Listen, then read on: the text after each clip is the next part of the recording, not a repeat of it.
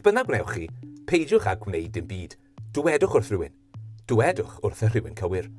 Os yw rhywun yn gwybod neu'n amau bod plentyn neu oedolyn mewn perygl yn cael ei niweidio, wedi cael ei niweidio, neu mewn perygl o niwed sylweddol, yna mae'n gyfrifoldeb arnynt i adrodd amdano. Peidiwch ag anghofio bod hyn yn gallu cynnwys esgeulustod hefyd. Mae hi'n hynod bwysig cofio nad eich rôl chi yw ymchwilio neu asesu p'na yw camdriniaeth wedi digwydd a'i peidio. Eich cyfrifoldeb chi yw trosglwyddo eich pryderon. Rydyn ni'n deall, gall hyn fod yn anodd. Gall adrodd am rhywbeth esgor ar deimladau bregus. Efallai eich bod yn poeni am ganlyniadau anfwriadol. Gallwch deimlo'n anffyddlon am wneud hynny, neu fel pe baich yn bradychu rhywun. Mae ystod o emosiynau a meddyliau sy'n gwneud i drosglwyddo pryderon deimlo'n anodd, ond mae'n rhaid i ni. Mae'n gyfrifoldeb arnom ac yn bolisi, a dyma'r union beth i'w wneud os mae'r eglwys ydym ni. Gallech ddod ar draws pryder ynghylch diogelu mewn gwahanol ffyrdd.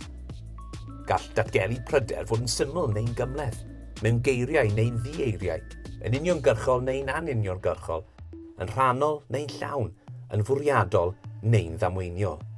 Os yw rhywun yn gwneud datgeliad dieiriau, enghraifft newidiadau yn y modd maen nhw'n cyflwyno hunain neu'n ymddwyn, yna cyfeiriwch neu drafodwch hyn gyda'r tîm diogelu taliaethol all gynnig cyngor ac ymchwilio ymhellach. Mae ambell beth syml y gallwch chi ei wneud mwyn ei wneud yn fan diogel iddyn nhw mwyn rhannu. Rhif 1. Gwrandewch a byddwch yn gefnogol. Peidiwch eu cwestiynu nhw yn uniongyrchol. Rhif 2.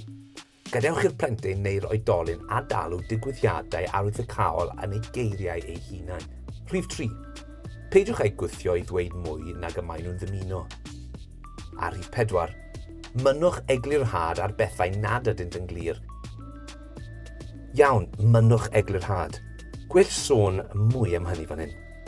Mae hyn yn golygu na ddylech ofyn y cwestiwn pam, ond y dylech ofyn cwestiynau megis pwy, beth, ble, pryd.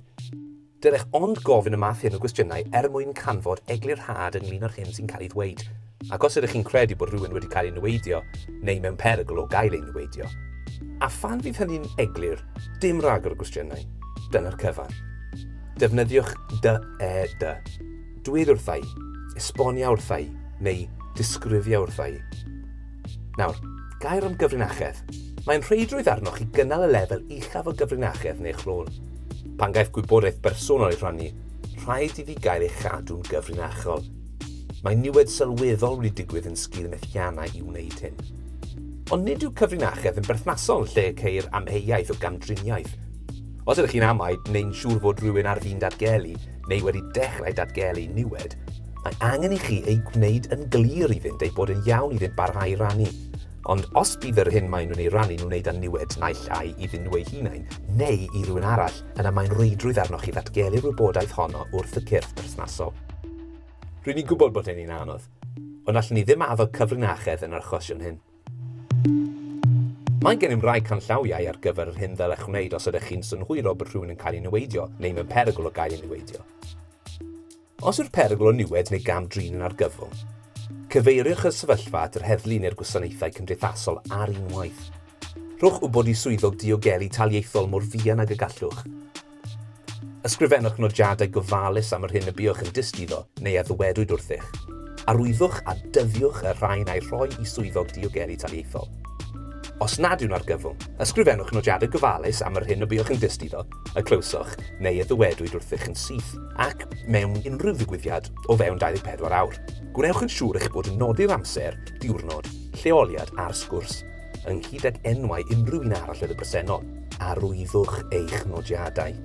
Cysylltwch â'r tîm diogelu yn syth, bydden nhw'n eich cynghori ar hyn ddylech wneud nesaf. Efallai bydd gofyn i chi anfon eich nodiadau at y tîm diogelu taliaethol. Llenwch ffurflen dargyfeirio diogelu syml y gellir dod o hyd iddi yn yr arweiniad diogelu ar dudalennau gwe eglwys yng Nghymru. Cofiwch, cyfrifoldeb chi yw cymryd pryderon ynglyn â phlant ac oedolyn mewn perygl, pawb mewn gwirionedd o ddifri. Nid oes disgwyl i chi ymdrin â phryderon ar eich pen eich hun. Adroddwch am unrhyw bryderon sydd gennych wrth y tîm diogelu bob amser. Ceir canllawiau pellach ar daflennu'r sesiwn. A chofiwch, beth bynnag wnewch chi, peidiwch â gwneud dim byd. Dywedwch wrth rhywun. Dywedwch wrth y rhywun cywir.